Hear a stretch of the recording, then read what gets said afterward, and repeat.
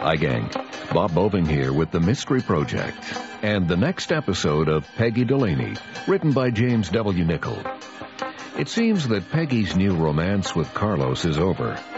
But besides that, she has to deal with a doctor who was under attack from anti-abortionists. And that's only the beginning. Kyra Harper stars as Peggy Delaney in Going Public. Hello there. You've reached Peggy Delaney, Toronto Tribune. If you have something confidential you want to pass on, just leave your name and number. The walls have ears. I'll get back to you. If you're calling to give me fulsome, unqualified praise for my columns, feel free now. If you're calling to scream at me, fascist, communist, cop-loving, cop-hating, pro-lesbian, anti-lesbian, pretend anti-establishment, crypto-Bay Street swamp pig, go for it. After all, this is a quasi-democracy. Ms. Delaney, Dr. Joseph Cobb. Despite the injunction against picketing in front of my residence, they're back. Again. Different faces, same demented signs. I want to go public on this. Why? Why what? Why aren't you seeing Carlos anymore? I'm just not. Oh, I gotta get out of here. I'm late already. It's almost noon. Well, that's because you didn't get up until 11. How's the studying going? Fine. So, what happened? I just slept in. You know what I mean, Carlos. I screwed it up for you, didn't I? No. I want to spend all my free time with you. Only 2 more months, then you're back home to Dad in Vancouver, right? So, like I said I would, I told Carlos I didn't have any extra time right now. But I told you not to say that. I don't want to get in the way. Now it's like I'm afraid to be left alone, like I'm some stupid little kid. It doesn't matter. What do you mean it doesn't matter? Because it seems he was at his old place back home where his wife and daughter live.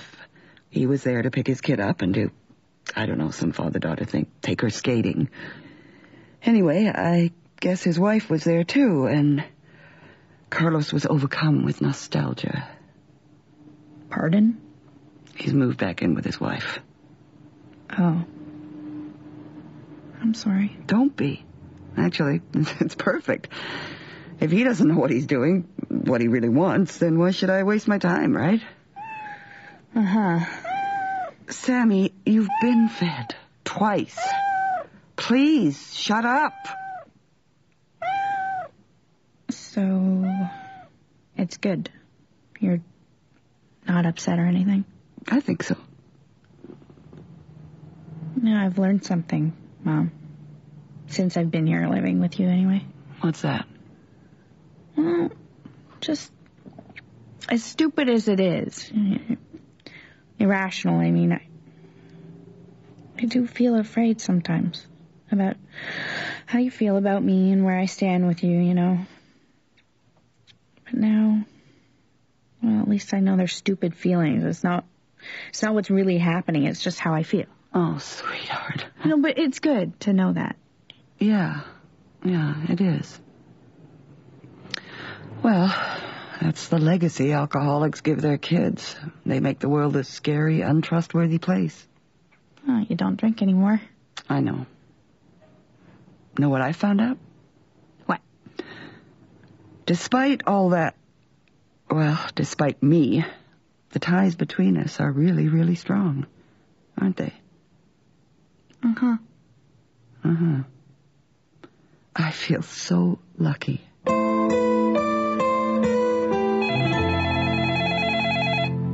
Cinderella Cleaning, where there's always a happy ending. Oh, yes, Mrs. Klein, the cleaners are not there. Well, you see, that's because it's not your day, dear. Yes, Wednesday, remember? It's only Tuesday. Tuesday. It's Tuesday. Yes, that's all right, dear. Tomorrow, yes. Yes, we will. Bye-bye. Hi, Bernie. You know, she must be 100, 110. I just want to hang out. I don't want to talk. Every other day she calls. What do you mean you don't want to talk? You're giving me cancer again. Don't bug me, okay, Bernie? I just want to relax. So, you look a little crazed. Don't be stupid. Heard anything from Carlos lately? Why would I want to hear from Carlos? You know what? You should go on a vacation. Maybe the islands. Okay. Florida. Paris would be nice. With whom? I don't have time. Well, we'll do something. Pamper yourself. Look after yourself. You obviously need something. Get a massage. I beg your pardon? I mean, like a manicure, a pedicure, a new hairstyle. Get a masseuse, you know? Don't be such an idiot. Okay. What are you going to do then? You look like Edith Piaf. You're just going to suffer? No, work. That's what I'm going to do. Morning, noon, and night. Work. Thank you for responding to my phone call. Please, sit down. Well, thanks for remembering me. I enjoyed our interview. I thought you wrote an interesting, admirable series, but it didn't help. Help what? To promote rational thought. But then, that injunction I worked so hard to get hasn't helped either. Oh, could have fooled me. I thought I'd have to beat my way through a crowd. And the cops came and shooed them away. I don't think they even bothered to charge anyone this time. And if they did, so what? They'll be back. No longer satisfied with demonstrating outside my clinic, now they're showing up consistently in front of my home. Abortion stops a beating heart. And all the rest of it. Simple signs, complicated issue. You don't mind if I use my trusty tape recorder again, do you? It's just easier than making notes. Not at all. Good. I don't think it's such a complicated issue. You said you wanted to go public. About what? The injunction against picketing in front of my house. It doesn't work because the cops won't come down hard enough on these people. Well, they fine them, don't they? A slap on the wrist. It's always a first offense. Because they rotate new pickets. And besides, the cops, I don't think, are very enthused about freedom of choice and doctors who perform abortions. That's just my opinion. That's interesting. If you're willing to be quoted on that, I'll print it. I'm definitely willing. I want public opinion to put some pressure on the cops. I want some attention paid to what's happening here. Pictures of baby parts, blood-smeared dolls hanging from placards, signs calling me a murderer. My children have to walk right by them. Would you characterize these demonstrations as spontaneous? No. I would characterize them as the machinations of one man, Edward James Teller. He's behind all this.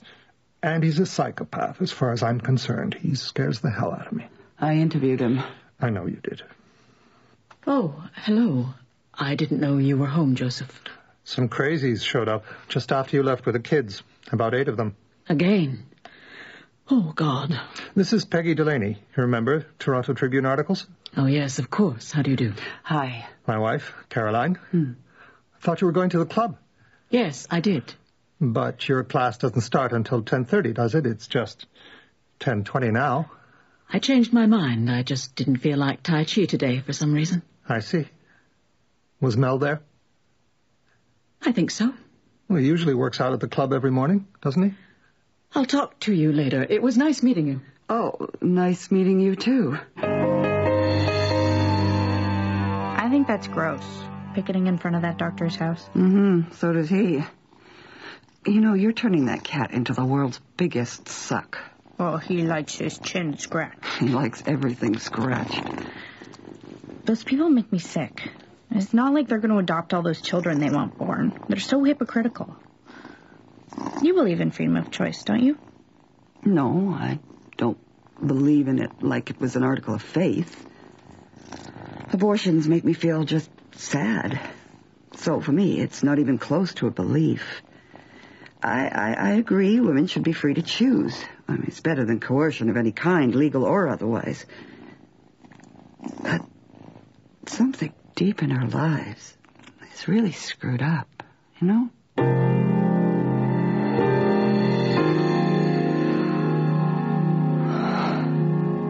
And so who knows? And who cares?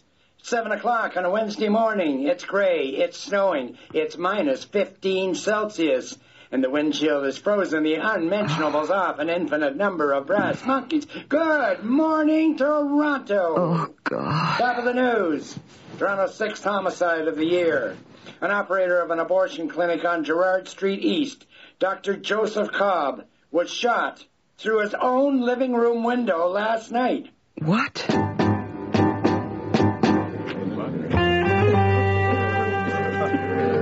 E.J. Teller, isn't it? Ms. Delaney, good morning. Is it? Somehow I didn't expect to see you out in front of Dr. Cobb's house, given the circumstances. What circumstances are those? He was murdered, wasn't he? I don't know. Are these your people? No, I don't have any people. Nice signs. Can I talk to you later? At your office? Will that... Oh, God. Peggy. Hi. Hi. I should have guessed I'd see you here. I'm glad. Are you? I'm working. Right. This is Andrew James Teller. Yeah, I know. Carlo Zabo, Metro Police. Homicide. I'm just standing here, detective. I'd like to talk to you. Oh, everyone would like to talk to me. Do I own a rifle? No. Do I know anyone who owns a rifle? No. Personally, I'm terrified of all violence. Perpetrated by anyone on anyone, including unborn children. That's why I'm freezing my feet off. That's why I'm here. Uh-huh. Dr. Cobb's wife, is she still in the house? She's at a friend's. Oh, all right. Thanks. Peggy, how about a coffee later? Like I said, I'm working.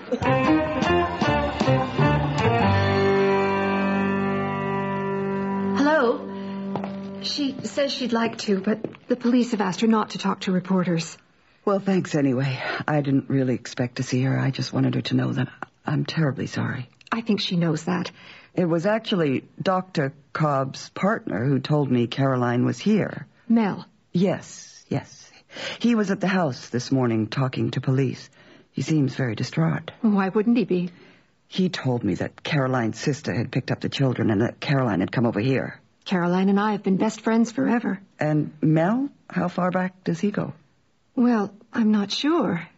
Joseph and he are partners in some medical centers around the city. I think they met about 10 years ago. They both sail. Or did. I just can't believe it. Of course. All of you must have felt somewhat uneasy for Joseph's safety. We just didn't talk about it. Caroline would never talk about it. She kept all that kind of fear to herself. According to the police, it happened about 2:30 in the morning. Did Joseph suffer from insomnia? No, they'd just gotten home just a while before. She and Joseph and Mel.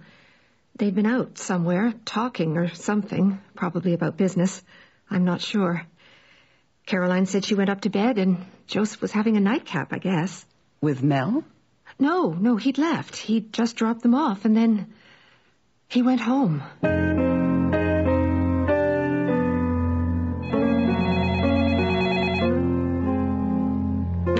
Peggy Delaney, Toronto Trib. Yes, Miss Delaney? It's Mary. Mary Cuthbert? Uh-huh. Do you remember me? I was one of the people you interviewed. One of Dr. Cobb's patients? Oh, yeah, sure. Hi, Mary. How are you? Well, okay. Not so good. It's about Dr. Cobb. Can I talk to you? Is this the smoking section? Yeah. Good. Quiet restaurant. Well, that was the idea. Do you want a Coke? No, thanks. I'm okay. I feel awful. About Dr. Cobb? He was so good.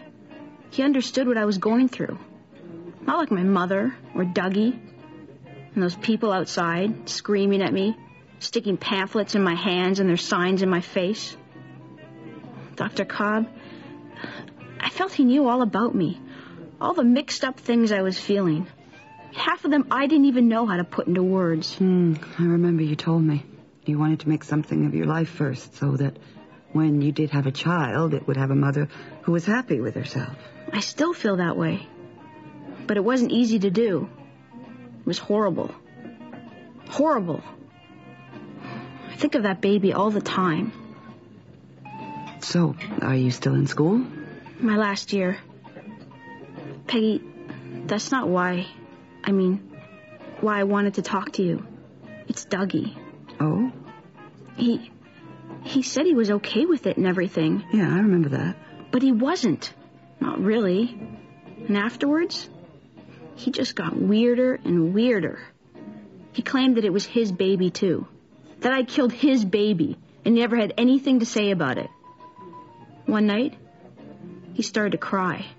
He just bawled, you know? It really scared me. He said he was going to kill Dr. Cobb. When was this?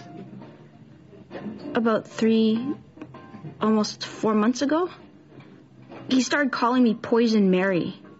He said I was poisoned inside. He couldn't touch me anymore. I didn't want him to. I hid out at a girlfriend's house. My mother said he kept coming around every day for a couple of weeks.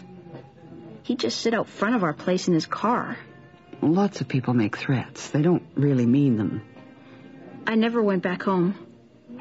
I live with a couple of other girls now.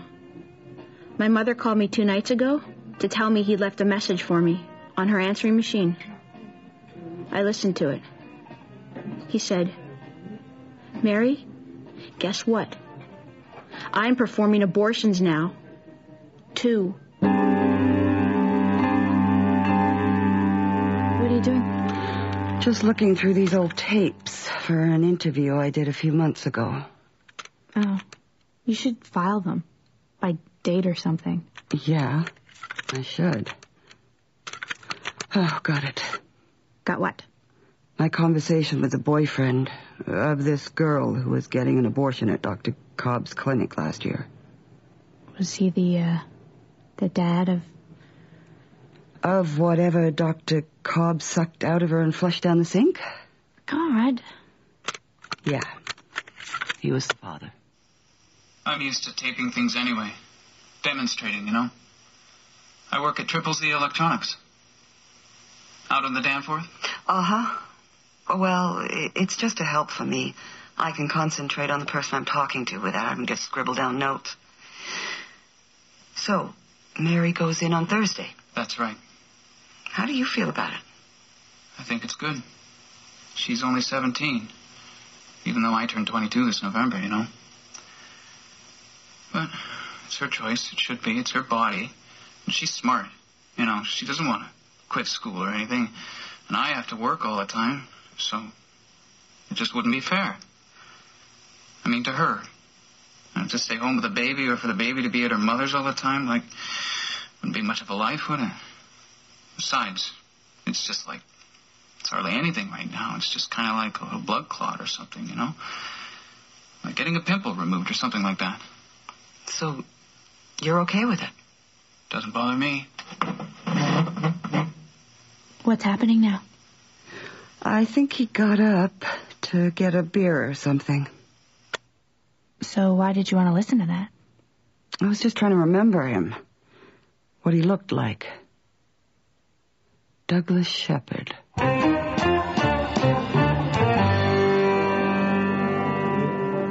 Thanks. For what? For having a coffee. I called you because I'm a reporter. Oh. I need information. I'm not here just to hang out like we did before. Okay. Particularly now that you're hanging out with your wife. Interesting way to put it.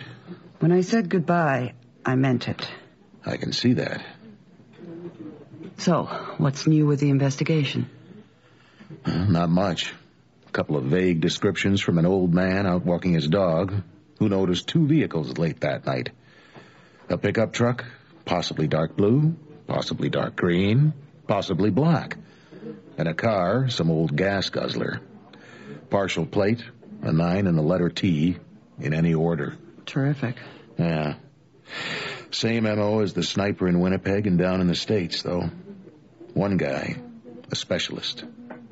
I think people like Teller know who he is. They protect him, smuggle him from place to place, scout targets, and give him all the information he'll need to carry out the job. Questioning Teller, though, is like throwing a glass of water into the ocean. You make no impression at all. Really? Uh-huh. I've moved. You've what? I've moved out again.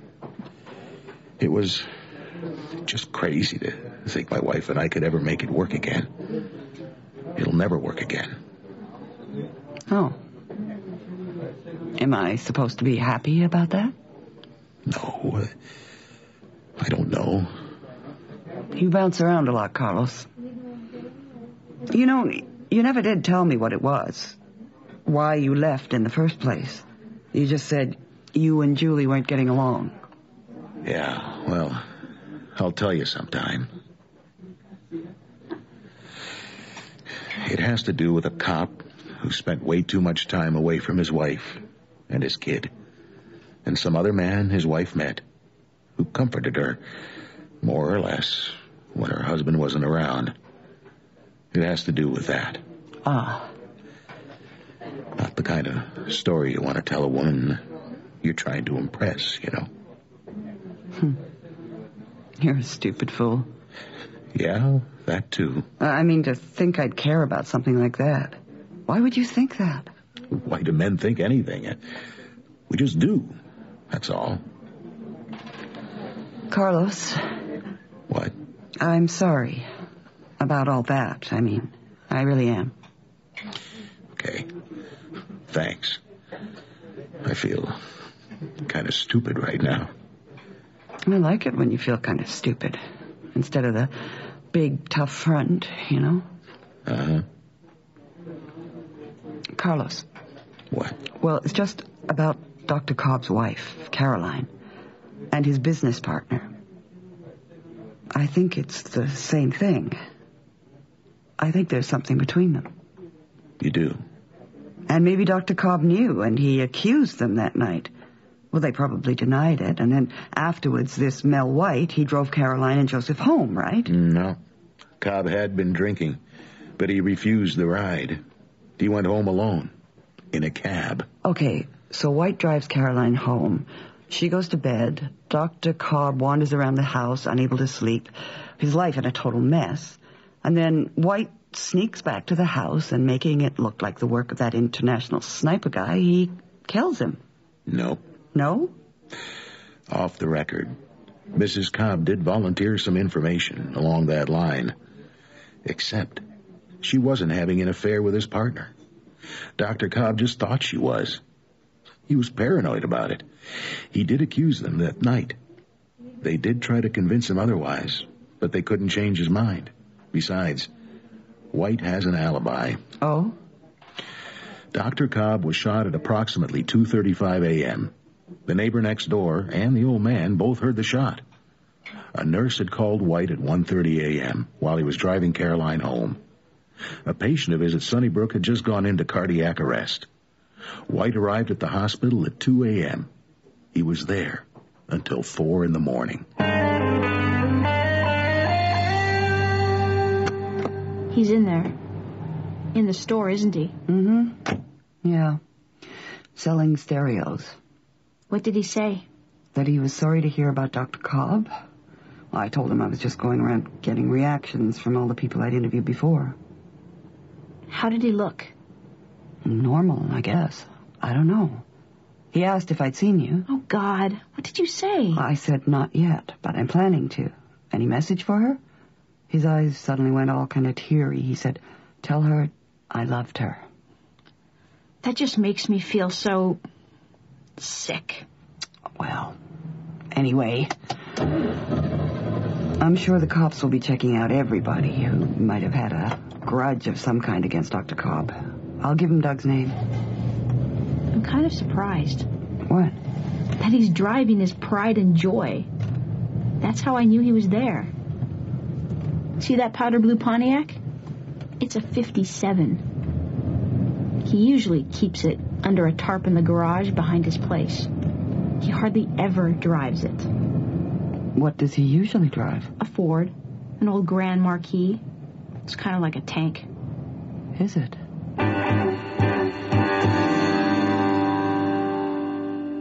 Carlos's wife cheated on him? Yes, and he went back to her, thinking, well, somehow he might get over it. Maybe for the sake of his daughter. Maybe he still loves her. Why? Why would he still love her? Anyway, it didn't work. It can't work. Whatever they had between them, she broke it. Oh, just a sec. Oh, I love cell phones. You're talking to someone. Whoops! Suddenly the cell phone's more important than the living, breathing human being. Hello? Hi. Oh, hi. Just calling to say thanks. For what? Carlos. For the tip. We found the car under a tarp in a garage behind his place. A real old gas guzzler. Oh, yeah? Interesting license plate. 922 THC. Been talking to him for a couple of hours. He just confessed. Oh, God. Oh, God, what? He's going back to his wife again? He's leaving her? What? Just wanted to let you know. Okay. And thanks for, not crowding me about what had actually happened. My wife's affair. Took me a while to get around to telling you, didn't I? Talk to you later. Yeah. Yeah? Yeah, what?